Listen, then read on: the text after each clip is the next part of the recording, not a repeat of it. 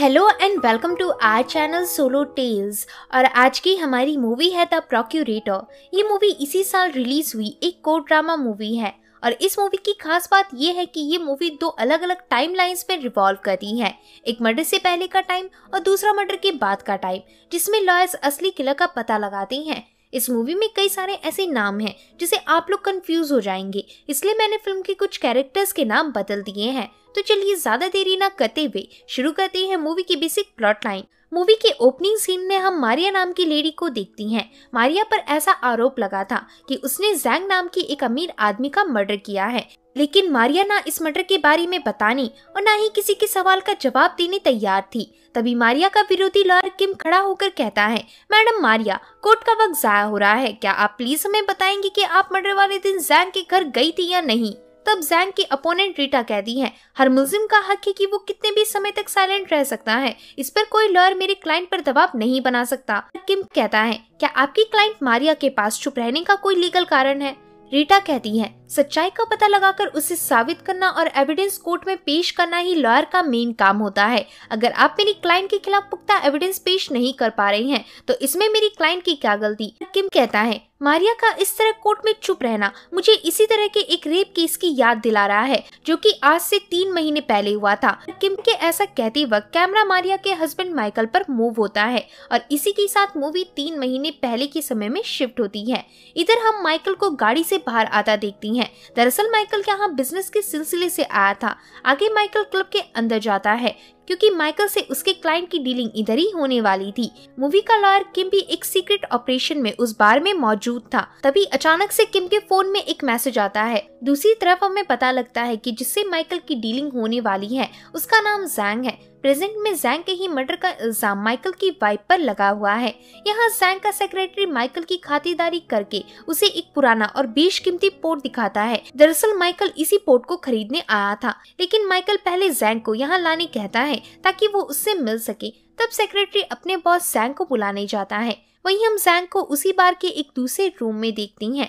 जैंग के साथ उस रूम में एक कॉलेज स्टूडेंट सारा भी होती है। यहाँ सारा ने 6 महीने पहले जैंग की कंपनी से थोड़ा सा लोन लिया था, लेकिन इंटरेस्ट लगने के साथ ही वो लोन काफी बढ़ गया और अब सारा इसे बिल्कुल नहीं चुका सकती। सारा की इन बातों को सुनकर जैंग अपने लोगों के पास जाता है और उन्हें कमरे से बाहर भेज देता है। फिर जैंग सारा से कहता है, अभी एक रास्ता है जिससे तुम मेरा लोन चुका सकती हो। ऐसा बोलकर जैंग सारा की बॉडी को छूने लगता है, यानी जैंग सारा का रेप करने वाला था। इसे देख सारा भागने की कोशिश करती है, पर जैंग सारा के बाल पकड़कर उसे जबरदस्ती वापस अंदर खींच लेता है। वहीं जैंग के आदमी बाहर से दरवाजा लॉक कर देती हैं। अब सीन वापस से किम पर शिफ्ट होता है। इधर किम वॉमिटिंग का नाटक करके किसी तरह लड़कियों के चुंगल से बाहर आता है। दरअसल किम काफी लंबे समय से जैंग को रंगे हाथों रेप करते हुए पकड़ना चाहता था और इधर किम को जैंग के पल पल की इंफॉर्मेशन अपने मोबाइल फोन से मिल रही थी। इन इंफॉर्मेशन को फॉलो करते हुए किम जैंग के रूम तक पहुंचता है। इस वक्त जैंग इस रूम में नहीं था।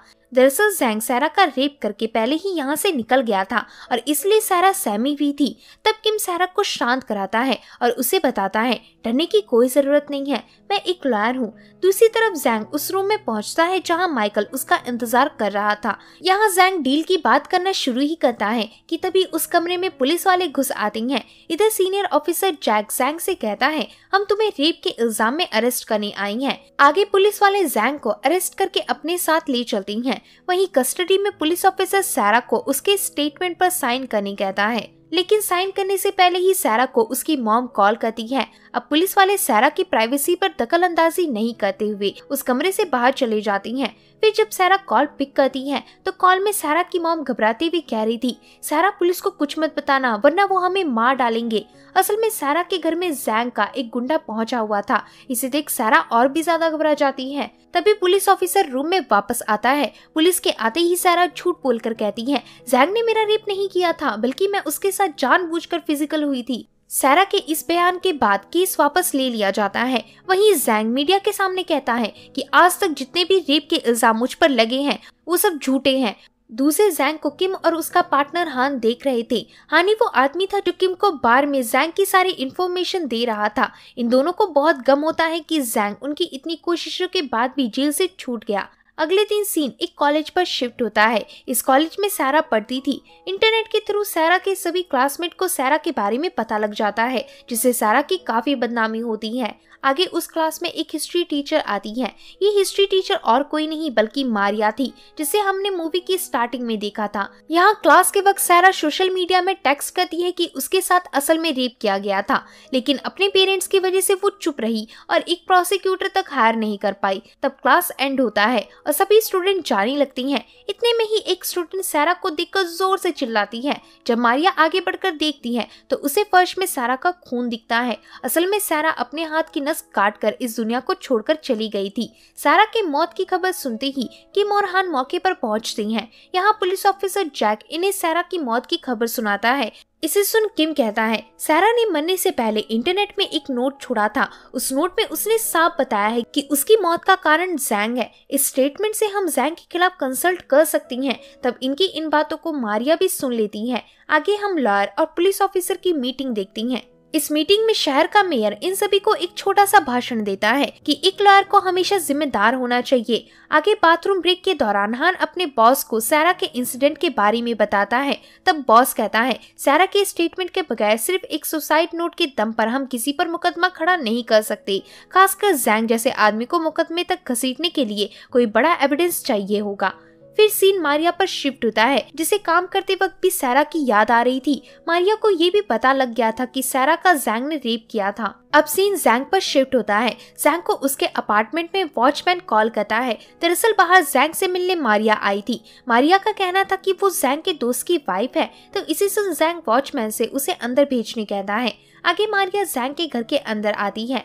जैंग मारिया को ड्रिंक ऑफर करने की कोशिश करता है। तब मारिया कहती है, क्या तुम सारा को जानती हो? वो मेरे कॉलेज की स्टूडेंट थी। जैंग कहता है, वाह क्या इत्तेफाक है, बेचारी नन्ही सी उम्र में मर गई, उसकी मौत का अफसोस है मुझे। मारिया कहती है, सारा के सुसाइड के पीछे तुम थे, तुमने उसका रेप किया था। इसे सुन जैंग कई सारे पैसे निकालता है और मारिया से कहता है, तुम इन पैसों को सारा के परिवार वालों को दे देना ताकि उन्हें पता चले कि मुझे सारा के सुसाइड का पछतावा है।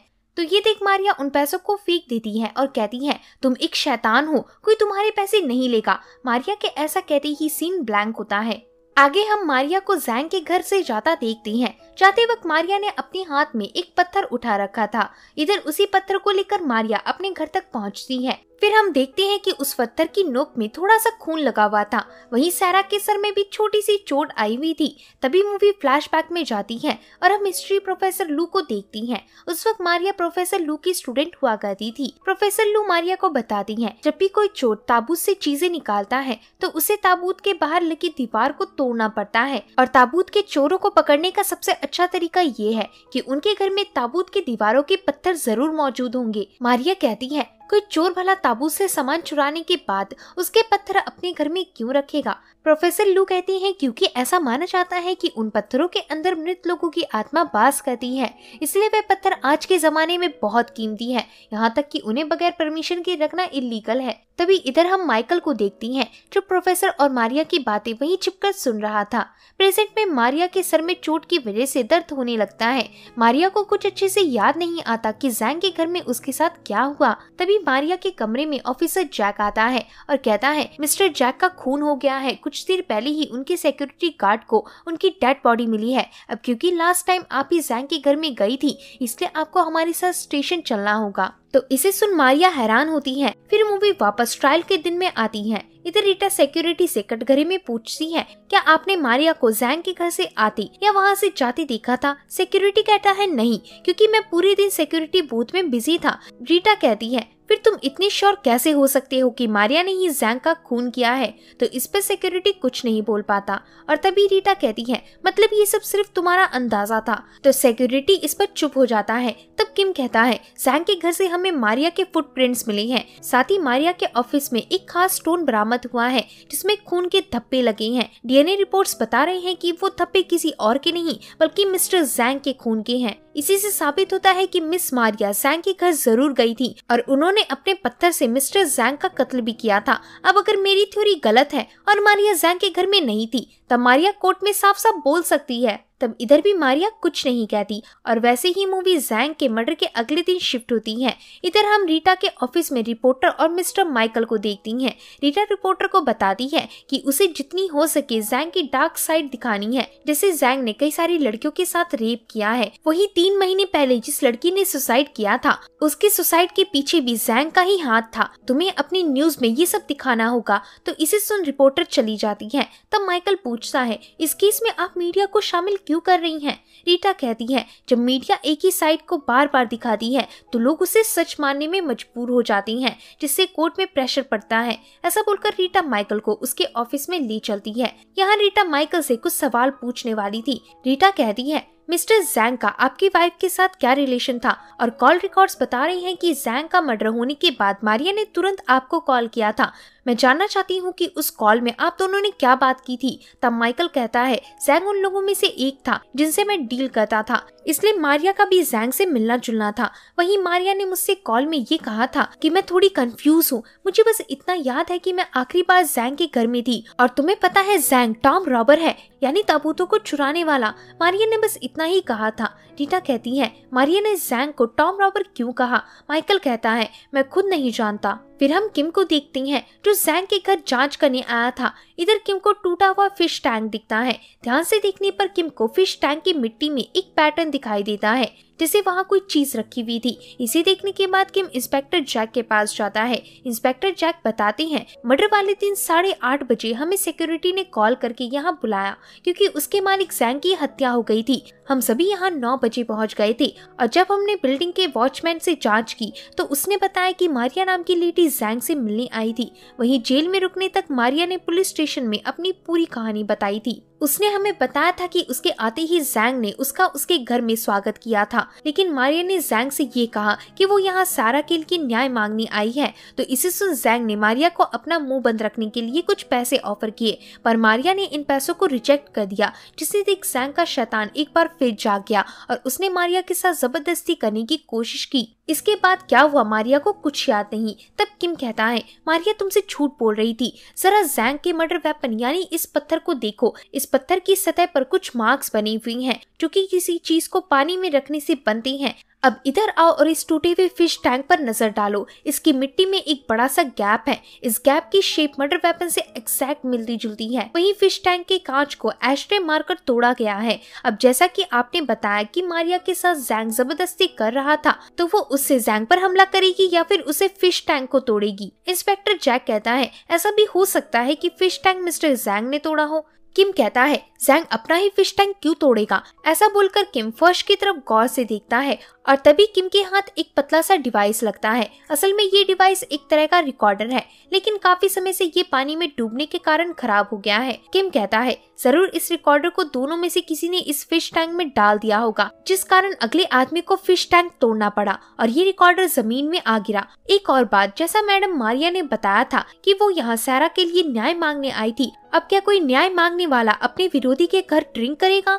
जैक कहता है, हम अभी क्राइम सीन से मिले उस ग्लास से एविडेंस पता करने की कोशिश कर रहे हैं, लेकिन सिक्योरिटी ऑफिसर का कहना है कि क्राइम वाले दिन जैंग के घर सिर्फ मारिया के अलावा और कोई विजिट करने नहीं आया। तभी वहाँ पर किम का साथी हान आता है। हान बोलता है, प्रॉब्लम हो गई, पता है तुम्हारे अपोनेंट की लॉयर कौन है? तुम्हारी एक्स गर्लफ्रेंड रीटा चैन। तो इसे सुन किम अपने ही ख्यालों में खो जाता है और तभी फ्लैशबैक सीन में दिखाते हैं कि स्कूल टाइम के वक्त रीटा और किम अफेयर में थे और ये दोनों एक दूसरे के काफी क्लोज थे। फिर हम माइकल को देखते हैं जो अपने सीक्रेट हाईटेक लॉकर को खोलकर उसमें से एक बॉक्स निकालता है। इस वक्त माइकल अपने ऑफिस में अकेला था। फिर जैसे ही माइकल बॉक्स खोलता है, वैसे ही हम बॉक्स के अंदर बेशकीमती पत्थर देखते हैं जो ताबूत से मिलते थे, यानी माइकल भी एक टॉम रॉबर है। तभी माइकल को दरवाजे से कोई आवाज आती है और माइकल उस बॉक्स को बंद कर देता है। फिर माइकल जब दरवाजा खोलता है तो बाहर माइकल का पुराना पार्टनर हैरी था। माइकल हैरी से कहता है, तुम्हें क्या लग रहा है कि ये उसी का भूत है? हैरी माइकल को दिलासा देकर कहता है, भूत जैसी कोई चीज नहीं होती। माइकल कहता है, क्या तुम्हारे पास तुम्हारा पत्थर है? हैरी कहता है, हाँ, उसे मैंने अभी तक छुआ भी नहीं है। दोस्तों, ये लोग क्या बात कर रहे हैं वो हमें आगे क्लियर होगा। फिर हम प्रोसिक्यूटर ऑफिस देखते हैं। ऑफिस में किम आकर कहता है कमेटी ने मारिया को अरेस्ट करने का प्रपोजल खारिज कर दिया है। जैक कहता है क्यों? किम कहता है क्योंकि मारिया ने अभी तक कुछ कन्फेस नहीं किया और ये भी पूरा कंफर्म नहीं हुआ है कि जिससे मर्डर हुआ है वो मर्डर वेपन वही था या नहीं। और सबसे खास बात ये भी अंदाजा लगाया जा रहा है कि क्राइम के वक्त वहाँ कोई तीसरा व्यक्ति भी मौजूद था। इतना बताकर किम इंस्पेक्टर जैक से क्राइम सीन के फोरेंसिक रिपोर्ट के बारे में पूछता है। तब जैक कहता है रिसर्च से साबित हो गया है कि मारिया की बॉडी में उस रात शराब नहीं थी, वही शराब की ग्लास से थोड़ा सा सलाइवा मिला है। वो सलाइवा ना ही जैंग का है और ना ही मारिया का। हान कहता है मतलब वहाँ कोई तीसरा व्यक्ति भी मौजूद था। जैक कहता है एग्जैक्टली, और वो व्यक्ति कोई आदमी है। किम कहता है और उस रिकॉर्डर का क्या हुआ? जैक कहता है वो रिकॉर्डर अभी भी खराब है, उसका डाटा रिकवर कर पाना बहुत मुश्किल है। फिर हम माइकल को देखते हैं जो लगातार बहुत सारी शराब पी जाता है। दरअसल माइकल को उसके पास्ट की वो बातें याद आ रही थी जो वो भुलाना चाहता था। फ्लैशबैक में दिखाते हैं कि पुलिस ने माइकल और हैरी को कब्र से छेड़छाड़ करते हुए रंगे हाथों पकड़ लिया था, लेकिन तब किसी आदमी ने आकर पुलिस से झूठ बोला कि ये लड़के मेरे साथी हैं और मेरे लिए काम करती हैं। तभी यहाँ माइकल अपना स्पेक्स लगाकर देखता है तो उसकी वाइफ उसके सामने बैठी हुई थी। माइकल का बिहेवियर देखकर मारिया कहती है क्या तुम मुझे कुछ बताना चाहते हो? पता नहीं क्यों पर मुझे डर लग रहा है। माइकल कहता है डरो मत, रीटा शहर की सबसे बेस्ट लॉयर है। मारिया कहती है मैं जेल जाने से नहीं डर रही हूँ बल्कि तुम्हारे लिए डर रही हूँ। पता है जब मैं आखिरी बार जैंग के घर गई थी तब उसने मुझसे क्या बोला था कि तुमने टैंग डायनेस्टी के एक ताबूत की चोरी की थी। तो इसे सुन माइकल घबरा जाता है और माइकल को फिर से वही फ्लैशबैक याद आता है। आगे माइकल उसी रात को अपने दोस्त हैरी को घर बुलाता है। हैरी आते ही पूछता है तुम्हारी वाइफ किधर है? माइकल कहता है वो शावर लेने गई है। हैरी कहता है उसे हमारा सच पता लग गया है, लेकिन घबराओ मत, वो फिर से पहले जैसी हो जाएगी। अगले दिन हम एक बड़ी सी यूनिवर्सिटी देखते हैं। इस यूनिवर्सिटी में हर तरह की बुक्स और फाइल्स होती थी। इधर वो नाम का एक आदमी उस पत्थर की फोटो देखकर बताता है कि ये पत्थर टैंग डायनेस्टी से है। किम कहता है आप श्योर हैं? मिस्टर वो कहते हैं बिल्कुल, क्योंकि हमारी यूनिवर्सिटी उस वक्त ताबूत को खोदने का काम करती थी, लेकिन टैंग डायनेस्टी का ये ताबूत कभी लूटा या चोरी नहीं किया गया बल्कि इस ताबूत को वहाँ से हटा दिया गया था। किम कहता है क्यों? वो कहते हैं क्योंकि इस ताबूत के अंदर प्रोफेसर ल्यूक की मृत्यु हो गई थी, जिस कारण ताबूत को शापित समझ लिया गया। ऐसा कहकर वो किम को उस ताबूत से रिलेटेड फाइल्स देती हैं। इस फाइल में किम मारिया की फोटो देखता है। तब वो बताते हैं मारिया प्रोफेसर की एक स्टूडेंट थी। किम कहता है फाइल में प्रोफेसर के साथ वाले सभी लोग यंग दिख रहे हैं। वो कहता है क्योंकि प्रोफेसर खुदाई और रिसर्च करवाने के लिए यंगस्टर या फिर टीनेजर्स को ही चुनती थी। खैर तुम ये फाइल देखो, तब तक मैं आता हूँ। इधर फाइल को देखते वक्त किम को मारिया की एक और फोटो मिलती है, लेकिन इस फोटो के पीछे एक नाम लिखा हुआ था, होंग जून सा। इस नाम को पढ़कर किम खड़ा होता है और सीधा मिस्टर वू के पास जाकर उनसे होंग जून सा के बारे में पूछता है कि वो कौन था। वो कहते हैं मारिया और होंग क्लासमेट थी। अभी के टाइम पर होंग इस शहर का रिचेस्ट आदमी है। किम कहता है क्या मुझे प्रोफेसर लू के काम से रिलेटेड और फाइल्स मिल सकती हैं? वो कहती हैं सॉरी, पर बाकी फाइल्स एक भयंकर आग में जल गई थी, लेकिन हमारे पास उन फाइलों का एक इलेक्ट्रॉनिक बैकअप है। ऐसा कहकर वो किम को अपने साथ लाता है। किम कहता है चलो कम से कम अब फाइल्स वापस तो आ जाएंगी। वो कहते हैं फाइलें जल गई हैं, लेकिन हमारी लाइब्रेरी में एक जीनियस आदमी रहता है। वो किसी भी गुमी हुई फाइल से रिकॉर्डिंग को आसानी से रिकवर कर देता है। तब अपना नाम सुनकर वो आदमी खड़ा होता है। इस आदमी का नाम फिलिप था। फिलिप की याददाश्त कंप्यूटर से भी तेज थी। फिलिप को देखते ही किम को यकीन हो जाता है कि उसका काम बन जाएगा।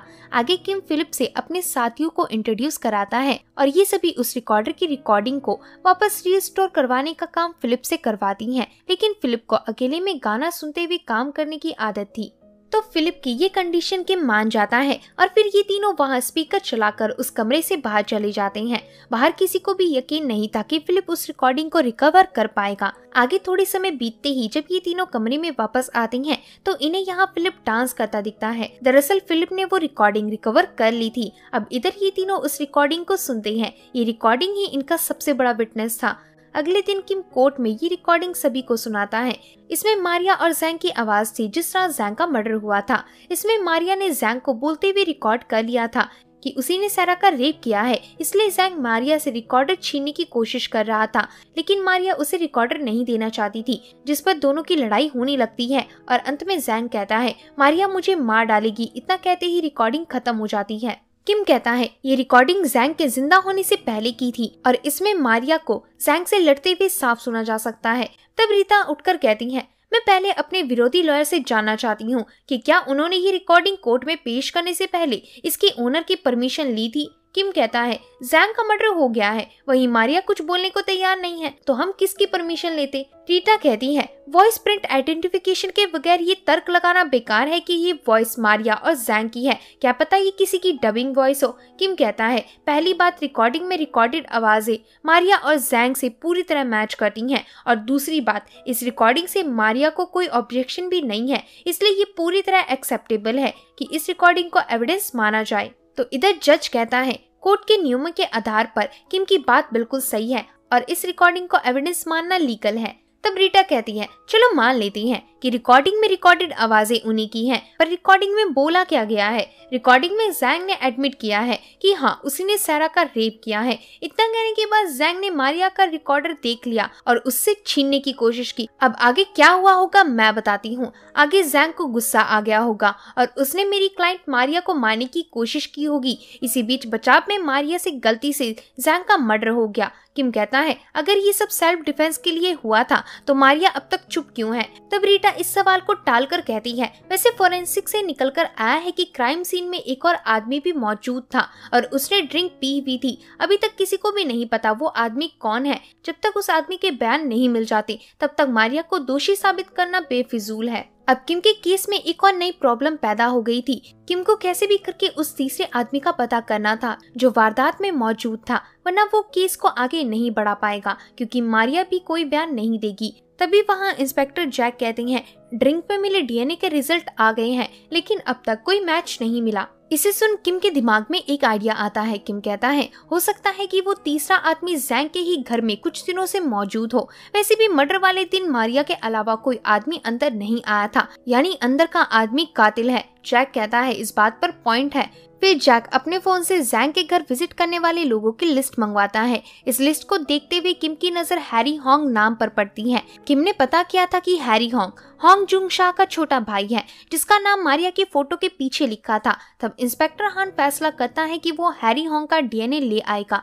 अगले सीन में हम हैरी को एक रेस्टोरेंट में देखते हैं जहां पर वो नाश्ता कर रहा था। हैरी इस बात से अनजान होता है कि इंस्पेक्टर जैक और उनका एक साथी उस पर नजर रखे हुए हैं और उसका चॉपस्टिक छोड़कर जाने का वेट कर रहे हैं ताकि उससे डीएनए निकाल सके। लेकिन हैरी अपना ही चॉपस्टिक यूज करके उसे वापस बॉक्स में डाल देता है जिससे इन्हें रेस्टोरेंट में डीएनए नहीं मिल पाता। लेकिन रात को हैरी खुले में शौच करने की गलती कर देता है। बाद में वहाँ किम और जैक आकर हैरी का थोड़ा सा टॉयलेट उठा लेती हैं जिससे इन्हें डीएनए का पता लग जाएगा। अगले दिन कोर्ट में किम बताता है कि शराब का डीएनए हैरी से मैच हो गया है। तब रीता कहती है इस वक्त हैरी कहाँ है, अगर मैं गलत नहीं हूँ तो शायद हैरी कहीं फरार हो गया है। अब हमें कुछ दिन इंतजार करना पड़ेगा जब तक कि पुलिस हैरी का पता ना लगा ले। फिर हैरी के ना मिलने की वजह से केस की तारीख आगे बढ़ जाती है जिस कारण सभी लोग कोर्ट से बाहर आने लगती हैं। इधर किम हान से कहता है अभी 7 दिन बाद कोर्ट खुलेगा, तब तक एक दफा चलकर मारिया से बात करती हैं, शायद हमें वहाँ कुछ पता चल जाए।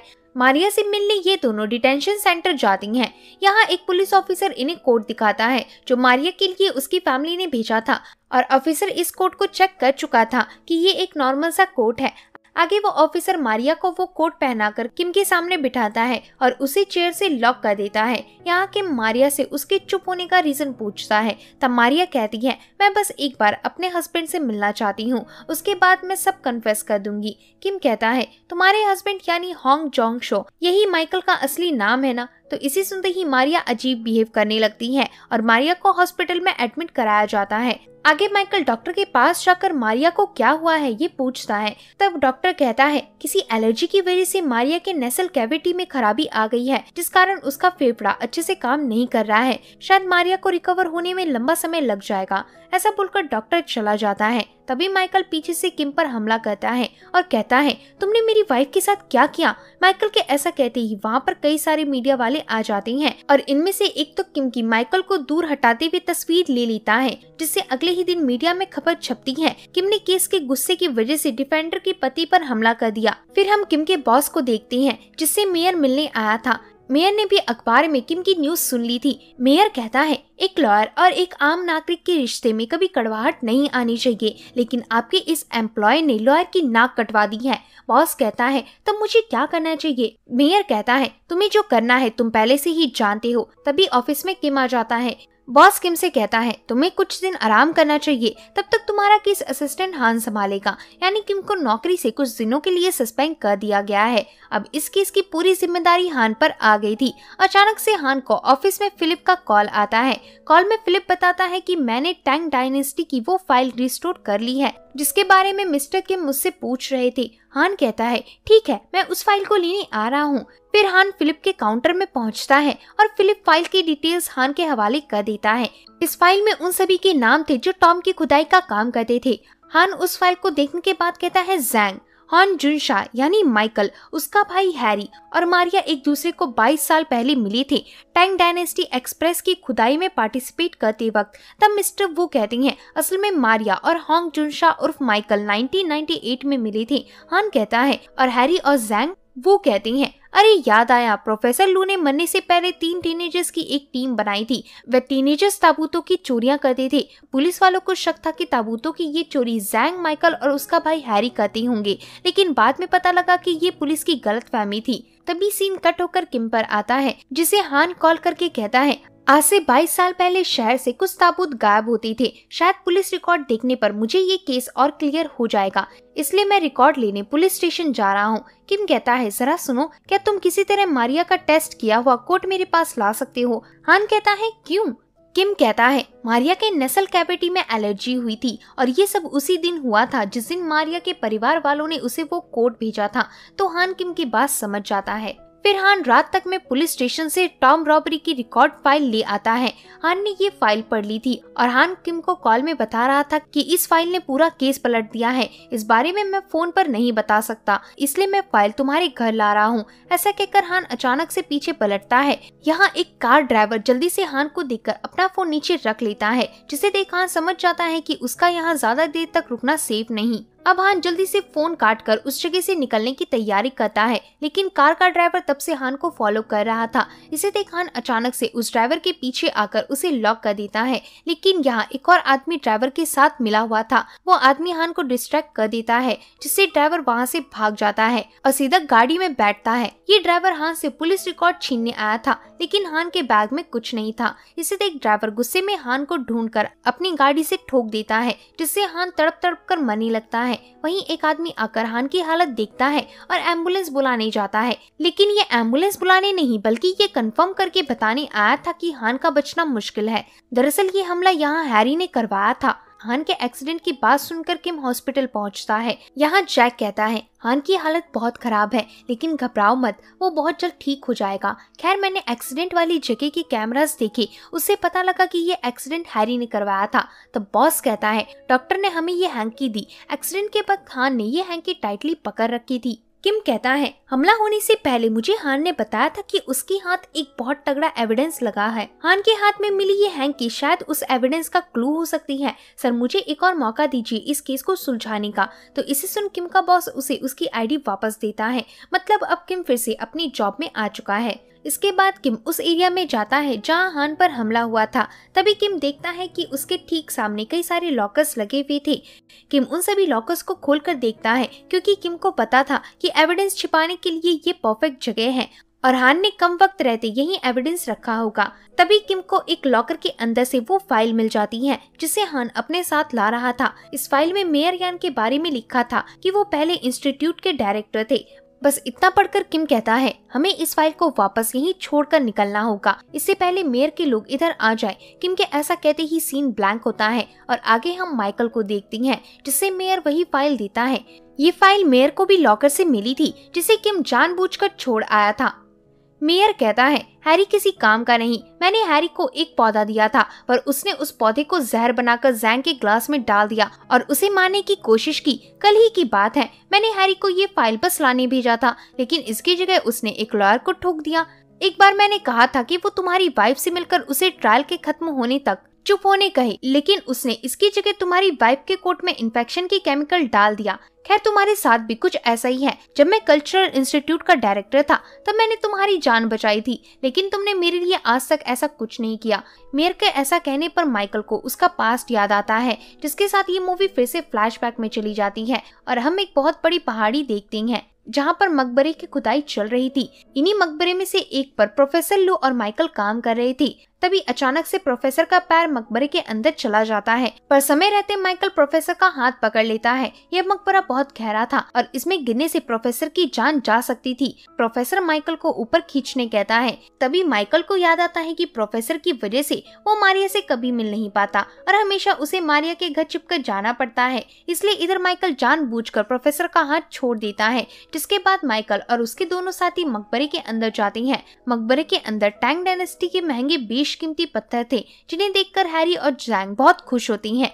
वहीं इधर माइकल को अफसोस हो रहा था कि उसने अपनी ही प्रोफेसर की जान ले ली, लेकिन माइकल का भाई हैरी माइकल को समझाता है कि उसे रोने की जगह पत्थरों को तोड़ने में उनकी हेल्प करनी चाहिए ताकि उन सभी की लाइफ सेट हो सके। फिर ये लोग टैंग डायनेस्टी के पत्थरों को तोड़कर रात में चोरी करते हुए अपने साथ ले जा रहे होते हैं कि तभी इन्हें पुलिस पकड़ लेती है। पर खैरियत से उस वक्त मेयर, जो कि पहले डायरेक्टर थे, वो पुलिस से उन बच्चों को जाने देने की रिक्वेस्ट करती हैं, जिसके बाद उन तीनों को रिलीज कर दिया जाता है। लेकिन मेयर को सब पता था कि वह लोग रात को क्या ले जा रहे थे। अब प्रेजेंट में माइकल अपने भाई हैरी की गाड़ी में होता है। हैरी माइकल से कहता है, तुम्हारी वाइफ को हमारे बारे में पता लग गया है, अब हमें क्या करना चाहिए? माइकल कहता है, मैं सोच रहा हूँ कि उसे मार डालूं। इसे सुन हैरी हैरान होता है। माइकल कहता है, मारिया के बाद हम मेयर को मार डालेंगे और लास्ट में तुम मुझे मार डालना, क्यों तुमने यही सोचा था ना? हैरी कहता है, तुम ऐसा कैसे कह सकते हो? तुम बचपन से ही एक डरपोक रहे थे। मैं नहीं होता तो आज तुम इतने अमीर नहीं बनते। इसे सुन माइकल हैरी पर अपनी गन तान लेता है,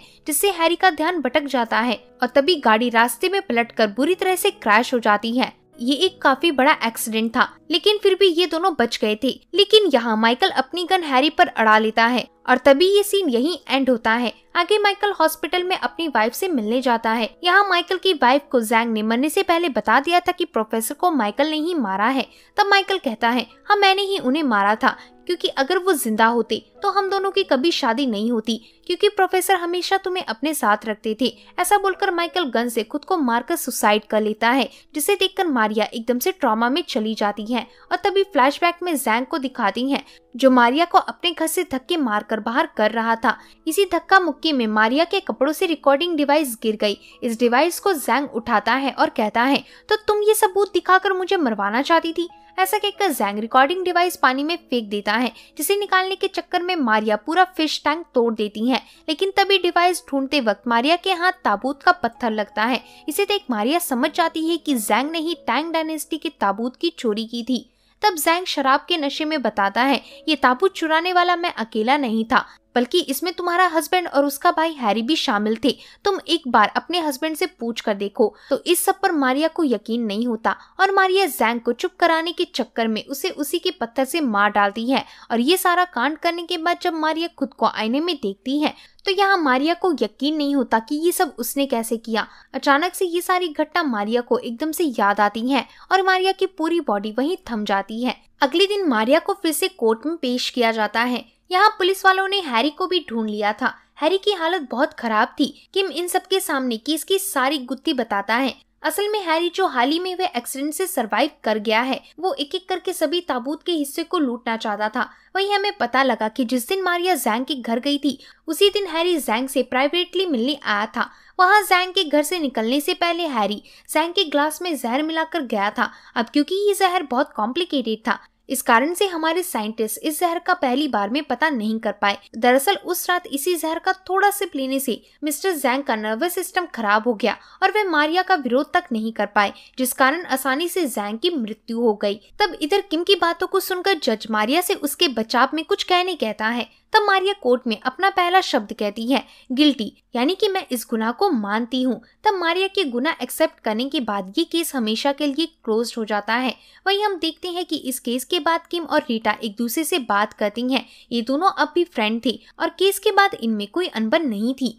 इस एंडिंग के साथ ये मूवी यहीं एंड हो जाती है। तो होप है कि दोस्तों आपको ये मूवी पसंद आई होगी। अगर वीडियो पसंद आता है तो वीडियो को लाइक और चैनल को सब्सक्राइब करें। मिलते हैं ऐसे ही एक और मजेदार वीडियो के साथ।